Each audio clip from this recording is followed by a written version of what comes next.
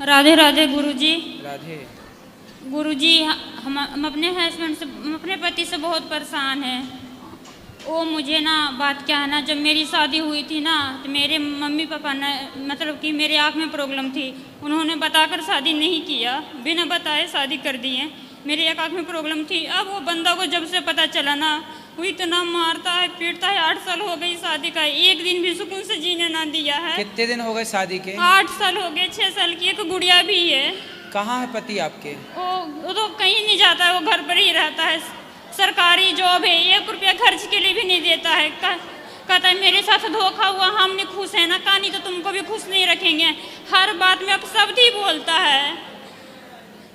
कह रहा है कि मैं तुमको डिवोर्स दूंगी। मैं डिवोर्स लेकर कहाँ जाऊंगी?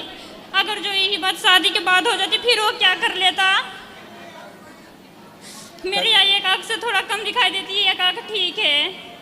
तो आपको कम दिखता है इसलिए ऐसा करता है पति? यस गुरुजी, इसीलिए ऐसा करता है। कहता मेरे साथ धोखा हुआ, हम नहीं खुश है तो तुमको भी खुश न रहने देंगे। और 1 रुपया खर्च के लिए भी पैसा ना देता है। अब कुछ कहते हैं कि हम कुछ जाएंगे काम करने, तो सीधा साफ साफ बोलते हैं वेश्यावृत्ति करना है तो यहाँ से हट करो वेश्यावृत्ति। हम घूट घूट के जी रहे हैं, बस बच्चे के लिए जिंदगी काट रहे हैं गुरुजी।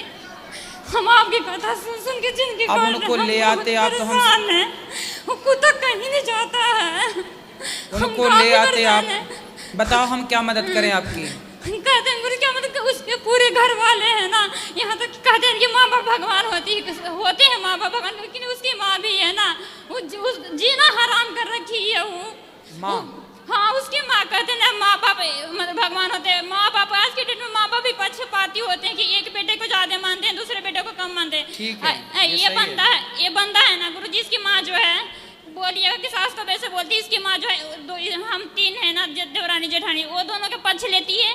आई सिर्फ मुझे नहीं, 6 साल की मेरी एक गुड़िया है, अपनी बेटी को भी नहीं बकसता है। उस पर भी तो रहम कर ले, उसको भी ना बकसता है।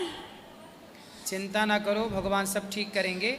और भगवान कभी समय मिले तो उनको ले आना, मैं बात करके समझाऊंगा। वो कहीं नहीं जाता है। तो फिर आप ही समझाना, कथा सुनवाना उनको। यहाँ तक कि वो साथ में रह रहे हैं ना, मतलब कि 6 महीना से अलग खाना बना के खा रहे हैं। कथा सुनवाना समाधान यही है, या उनको लाओ, वो सत्संग करें, या फिर वो सत्संग सुने। जब तक सुनेंगे नहीं, मानेंगे नहीं, तो परिवर्तन नहीं सुनते, बिल्कुल नहीं। जहाँ तक हम कथा लगाते तो टीवी आके बंद कर देता है। चलो फिर भगवान पे छोड़ो, सब ठीक होगा, भगवान के ऊपर छोड़ दो। किसका प्रश्न है? गुरुजी राम राम। राम राम। आशीर्वाद दो गुरुजी, मेरे को है आशीर्वाद दो। आशीर्वाद है, बताओ ठीक है? जिंदगी सफल हो जाए मेरी। हो गई? करोगे ना आप खूब मेहनत करो, सफल होगी। भगवान से प्रेम करो, सफल होगी। कैसे करूं सर? क्या? जिंदगी सफल। भगवान से प्रेम करिए, भगवान की भक्ति करिए, नाम जप करिए, सेवा करिए दीन दुखियों की, समाज की। हो जाएगी सर? क्या? जिंदगी सफल सेवा करके हो जाएगी, बिल्कुल होगी। करके देखता हूँ जी। हाँ। राम राम। राम राम। जय श्रीमन नारायण। गुरुजी राधे राधे। आपके चरणों में कोटि कोटि प्रणाम। गुरुजी, हमारी बेटी का सवाल है कि सीता मैया लंका में कितने दिन रही थी? 11 महीने और कुछ दिन जी। और एकादशी का व्रत जिनका पीरियड आता है उनको नहीं करना चाहिए? कर सकते हैं, पीरियड से क्या है, वो तो हमारे सासू मैया के व्रत भाव से मानसिक पूजा होती है। पीरियड का स्पर्श से वर्जित है। स्पर्श भगवान के मंदिर में भगवान को स्पर्श नहीं करना, पर मासिक धर्म में भी आप मानसिक पूजा कर सकती हैं। सारी पूजा मानसिक होती है उस समय। नहीं, हमारी सासू मैया बोलती हैं कि जिनका पीरियड चला जाता है तो ही एकादशी करते हैं। कौन बोलता है ऐसा? सासू माँ बोलती हैं। तो सासू माँ कहाँ है? बात कराना हमारी। वो यहाँ नहीं आए हैं। उल्टा बोलेंगी तो कैसे आएंगी यहाँ? गुरुजी, आपको बहुत बहुत धन्यवाद, क्योंकि हमारे नैहर और ससुराल दोनों में इतना मांस मछली का सेवन होता था, सब छूट गए, क्योंकि हमने आपका कथा सुन के बनाना छोड़ दिया तो वो लोग खाना छोड़ दिया। अच्छा, आप ही बनाती थी पहले? हाँ, डर के मारे, लेकिन जब से आपकी कथा सुनी तो हमारी डर खत्म हो गई। निडर हो गई आप? हाँ। अच्छा है, सही है। कथा देखो निडर बनाती लेकिन है। उन लोगों का मन अंदर से करता है, हमको बोलते हैं, लेकिन हमारी भाभी भी नहीं बनाती है और हम भी नहीं बनाते हैं। अच्छा है, आप दोनों अच्छे हैं, धीरे धीरे परिवार अच्छा होगा, बिल्कुल ना खाएं बच्चे मांस। जी हमारी सारे जायसवाल परिवार को राधे राधे बोल दीजिए। पूरा जायसवाल परिवार को राधे राधे। नहीं देखी देवी देवता नहीं भगवान जी, नहीं देखी देवी देवता नहीं भगवान जी, आप ही में दिखते गुरु जी, आप ही में दिखते गुरु जी, हमको घन श्याम जी, आप ही में दिखते गुरु जी, सबको श्री राम जी। राधे राधे गुरु जी। खुश रहिए। महाराज जी आपके चरण में मेरा नमन प्रणाम करती हूँ मैं आपको। मैं बहुत दूर से आई हूँ, Wellington Ooty and Ooty? Yes Ooty? Ooty. Ooty बढ़िया। कैसा है वो? बहुत अच्छा है, बहुत क्या अच्छा विशेषता है वहाँ की? अच्छी है, बहुत अच्छा weather wise and climate wise बहुत ही अच्छा है वहाँ। क्या ठंडा रहता है गर्म? ठंडा ही रहता है पूरे टाइम, ऑल टाइम। अच्छा 12 महीने? हाँ 12 महीने ठंडा एंड बारिश रहता है। मेरे हस्बैंड वहीं पे एयरफोर्स ऑफिसर हैं एंड मैं बाय प्रोफेशन डॉक्टर हूँ। मेरी मदर जिद करके, ये बहुत बड़ी आपकी फॉलोअर है, ये आ गई तो मेरे को इनके साथ मतलब आना पड़ा इनको देखने के लिए। मैं इन सब में बिलीव नहीं करती थी, बिल्कुल नहीं। तो जब मैं इनके पास साथ आई और मैंने बोला कि कहाँ आ गए आप लोग, फिर मैं भागवत सुनी, मेरे को बहुत अच्छा लगा। मैंने यहाँ की सारी सेवाएं देखी, मैं बहुत ही इम्प्रेस हुई। मुझे ऐसा फील हुआ कि जो भी यहाँ चल रहा है बहुत ही अच्छा चल रहा है एंड दैट्स इट। बहुत अच्छा लगा मुझे आके। और मैं 2 दिन के लिए आई थी और मैंने सोचा कि मैं पूरा भागवत सुनकर ही जाऊंगी, तो मैं पूरा कंटिन्यू करके ही गई एंड मेरे को अच्छा लगा? बहुत अच्छा। और क्या अच्छा लगा आपको कथा में? कथा में मतलब जैसे कृष्ण का जो आप बोलते हैं एंड जो आप गाना गाते हैं, ये सब मेरे को जो आप सिखाते हैं, जो सीखने को मिलता है वो मेरे को बहुत अच्छा लगा। एंड सबसे ज़्यादा अच्छा लगा जो ये वृद्ध माताएं एंड संत का जो है जो आप करते हैं, मतलब अभी भी इस टाइम में भी मतलब कोई ऐसा सोच सकता है किसी के लिए, बहुत अच्छा लगा मुझे। मतलब मैं बता नहीं सकती, मैं I can't express my feelings, मतलब मैं बता नहीं सकती। डॉक्टर हैं आप? किस सब्जेक्ट की डॉक्टर हैं? क्या है आपका? मैं बाय प्रोफेशन गायनकोलॉजिस्ट हूँ। अच्छा, ये क्या होता है?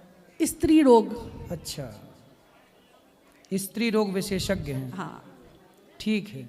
और बहुत अच्छा लगा गुरुजी, और मैं सोचती हूँ मैं बार बार यहाँ पर आऊँ वृंदावन ऊटी से एंड बिल्कुल आप आइए, आपका ये घर है गौरी गोपाल, कभी भी आइए। हाँ ये दास अनिरुद्ध आपका भाई है, कभी भी आइए। ठीक है, धन्यवाद। खुश रहिए। राधे राधे गुरुजी। जी हाँ, मैं महाराष्ट्र से हूँ। हमारे गुरुजी है शंकर महाराज करके, तो उनकी कथाएं रहती है तो मैं जाती हूँ। जैसे वैष्णो देवी हुआ तो सब बोलते हैं कि ये फिरती रहती है, बच्चों की तरफ ध्यान नहीं देती। ये मेरी लड़की है, बहुत अच्छे है, लेकिन लड़का इसके जैसा नहीं है, तो मैंने क्या करना चाहिए?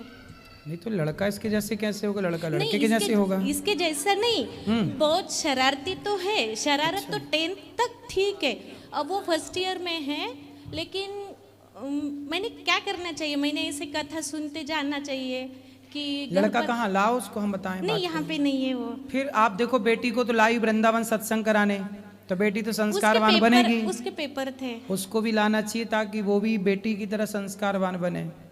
तो उसको भी सत्संग से जोड़ो।